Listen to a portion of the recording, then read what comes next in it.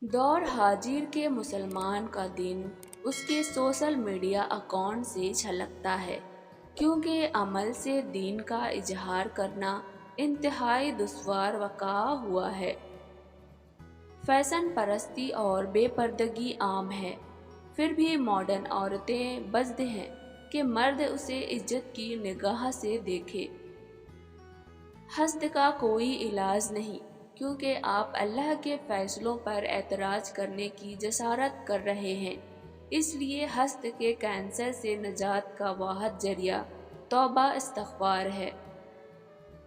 زندگی کا فلسفہ ہر ایک کے نزدیک مختلف ہے۔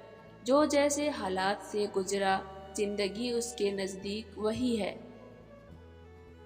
کچھ لوگ اپنے مطلب کی آڑ میں دوسروں کے احساسات کے ساتھ کھیل کر خود کو افلاطون سمجھ رہے ہوتے ہیں۔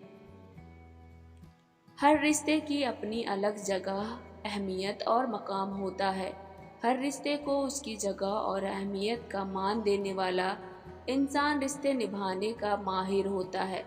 جو رشتوں کو ان کی اپنی جگہ اور تقدس سے محروم کر دے تو وہ بہت سی قیمتی رشتے کھو دیتا ہے۔ ہمارا فوکس دوسرے کو سمجھنے سے زیادہ سمجھانے پر ہوتا ہے۔ اگر آپ سچے، مخلص اور ایماندار ہیں تو خاموش رہیں، کیونکہ سچائی، مخلصی اور ایمانداری اپنا چرچا آپ کرتی ہے۔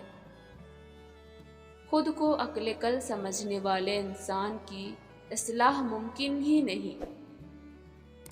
عزت کے بغیر دنیا کی کسی محبت کا کوئی وجود نہیں۔